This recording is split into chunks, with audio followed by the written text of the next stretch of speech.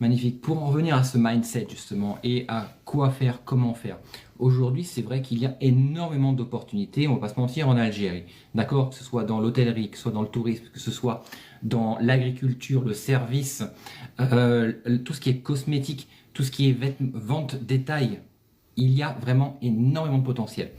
Maintenant, il ne faut pas se cacher, effectivement, c'est vrai, on est clair, net, précis. Nous accompagnons effectivement des sociétés et des personnes qui veulent se lancer en tant qu'entrepreneurs, même sans expérience, en Algérie. Et c'est pas toujours facile, parce que, comme je disais au début, entre le rêve de vouloir faire et l'action, bah, des fois, il peut y avoir des gouffres vraiment très très profonds. Et c'est là-dessus qu'il faut travailler. Ce ne sera pas facile d'entreprendre en Algérie. C'est sûr que ça va mettre du temps. C'est sûr qu'il va falloir vraiment une motivation en acier trempé, qu'il va falloir de la patience, parce que les choses se font en temps et en heure. Et comme vous vous rappelez de ce film qui s'appelait avec Abdelbachir là, Babelwed. Babelwed, il dit en Suisse vous avez la montre, en Algérie on a le temps. Mais c'est la vérité. Et c'est la vérité. Donc ce ne sera jamais comme vous pouvez l'imaginer ou que vous viviez aujourd'hui dans le monde. Mais par contre, il faudra se préparer. C'est pour ça, une fois, voilà, il était une fois dans l'Oued, se préparer. On ne peut pas du jour au lendemain se dire c'est bon, allez, je quitte le pays où je vis, je quitte la France parce que j'en ai marre de la fiscalité ou ceci ou cela, ou je veux rentrer dans mon pays.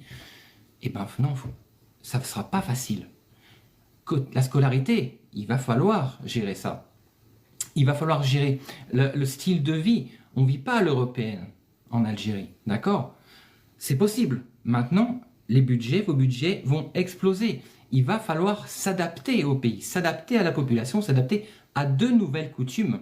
Et ça, dites-vous bien une chose, en ayant, nous, voyagé pendant les 10 dernières années dans le monde entier, soit on s'adapte au pays, soit on s'en va, parce que le pays ne s'adaptera jamais à nous.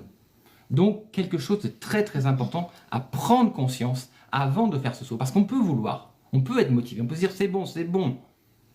Eh bien, si on n'est pas prêt, ça ne marchera pas. Et qu'est-ce qui va se passer quand ça ne va pas marcher? Quand vous aurez investi dans un local, quand vous aurez investi dans une maison ou quoi que ce soit, et que les choses ne vont pas aller comme vous vouliez, qu'est-ce qui va se passer?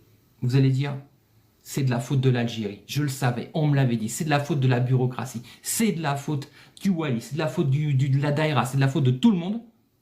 Alors qu'en fait, c'est simplement votre faute. Moi, quand je vois toutes ces personnes qui se disent, j'ai essayé en Algérie, j'ai perdu. Trop d'argent, jamais, c'est de la faute de l'Algérie. C'est vraiment un pays. Mais nous, on a vécu ça. On a perdu beaucoup d'argent. 3 fois. On a insisté.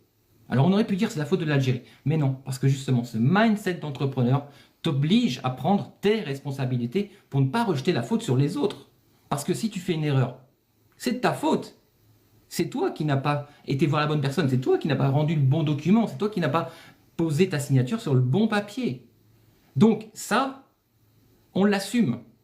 Mais on l'a tellement assumé qu'on s'est dit, on va y retourner et ce coup-ci, on réussira. Simplement. Vous voyez? Et c'est ça aujourd'hui qu'on peut se permettre d'apprendre, de partager à travers nos vidéos, à travers justement les livres. Eh bien que oui, ça a été dur, on a persévéré, on a réussi. Maintenant, on va vous expliquer comment ne pas faire les mêmes erreurs. Simplement.